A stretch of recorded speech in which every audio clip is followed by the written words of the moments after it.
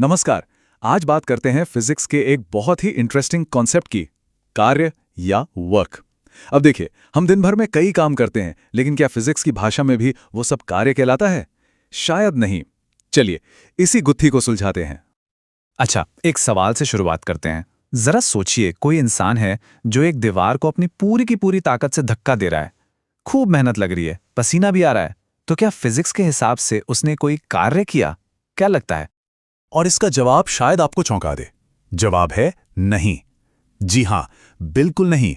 हर बार force लगाने का मतलब यह बिल्कुल नहीं होता कि साइंस की नजर में कोई कार्य हुआ है। और यहीं पर फोर्स और वर्क के बीच का कंफ्यूजन शुरू होता है। ये एक ऐसी चीज है जिसमें बहुत सारे स्टूडेंट्स अक्सर कंफ्यूज हो जाते हैं। पर फिक्र की कोई बात नहीं है। आज हम इस कॉन्सेप्ट को एकदम क्रिस्टल क्लियर कर देंगे। तो सवाल ये उठता है कि अगर दीवार को धक्का देना कार्य नहीं है, तो फिर साइंस की दुनिया में वर्क की असली डेफिनेशन है क्या? आइए समझते हैं। साइंस में वर्क का एक बड़ा सिंपल सा फॉर्मूला है। Work equals force multiplied by displacement, यानी कार्य बराबर बल गुणा विस्थापन। अब बल तो हम सब जानते हैं, किसी चीज को ढकेलना या खींचना, और विस्थापन का सीधा सा मतलब है कि वो चीज अपनी जगह से कितनी दूर गई। और हां, काम होने के लिए इन दोनों का होना बहुत जरूरी है। लेकिन रुकिए, यहां एक बहुत जरूरी शर्त भी है। देखिए, वैज्ञानिक कार्य तभी माना जाएगा जब दो शर्तें पूरी हों। पहली, उस ऑब्जेक्ट में डिस्प्लेसमेंट होना चाहिए, मतलब वो अपनी जगह से हिलना चाहिए। और दूसरी, सबसे जरूरी बात, ये डिस्प्लेसमेंट उसी डायरेक्शन में होना चाहिए जिस डायरेक्शन में फोर्स लगाया गया है। अब इस रूल को समझने का सबसे अच्छा तरीका पता है क्या है? एक ऐसा एग्जाम्पल देखना जहां खूब सारी मेहनत के बाद भी रिजल्ट जीरो, वर्क। चलिए वापस उसी एग्जाम्पल पे चलते हैं। एक स्टूडेंट है जो दीवार को अपनी पूरी जान लगाकर पुश कर रहा है। उसकी सारी एनर्जी लग रही है, पसीना भी बह रहा है। मान लेते हैं कि वो 50 न्यूटन्स का फोर्स लगा रहा है। ये काफी फोर्स होता है बाय द वे। मगर असली सवाल, दीवार अपनी जगह से कितना हिली? जवाब है 0 मीटर्स, 1 इंच भी नहीं। तो चलिए अब अपने फॉर्मूला में ये वैल्यूज डालते हैं। वर्क हुआ 15 न्यूटन्स मल्टीप्लाइड बाय 0 मीटर्स। और रिजल्ट क्या निकला? 0 जूल। जूल जो है वो वर्क को मेजर करने की यूनिट होती है, जैसे दूरी के लिए मीटर होता है।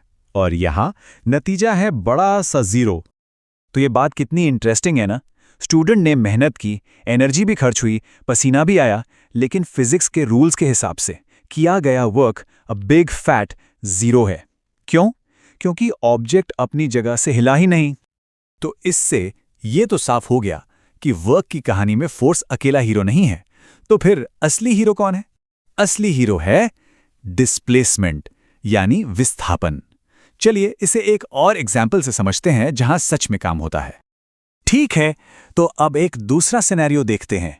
मान लीजिए एक बक्से पर 20 न्यूटन्स का फोर्स लगाया गया और इस बार बक्सा अपनी जगह से 3 मीटर आगे खिसक गया। तो यहां फोर्स भी है और डिस्प्लेसमेंट भी। तो अब हमारा फॉर्मूला काम करेगा। 20 न्यूटन्स को 3 मीटर से मल्टीप्लाई किया और हमें मिला 60 जूल्स। ये है असली कार्य। तो अब ये पिक्चर एकदम क्लियर हो जाती है ना? जब फोर्स के साथ 0 डिस्प्लेसमेंट हो तो वर्क भी 0 होता है, लेकिन जब फोर्स के साथ डिस्प्लेसमेंट भी होता है तभी असल कार्य होता है। तो याद रखिए, इस पूरी कहानी का हीरो डिस्प्लेसमेंट है। अगर फोर्स लगाने पर ऑब्जेक्ट अपनी जगह से टस से मस नहीं होता तो कोई वर्क नहीं हुआ। वर्क तभी होगा जब ऑब्जेक्ट सच में मूव करेगा। अच्छा, तो अब हम ये तो जान गए कि वर्क्स 0 भी हो सकता है और पॉजिटिव भी, लेकिन दिमाग में एक सवाल आता है, क्या वर्क कभी नेगेटिव भी हो सकता है?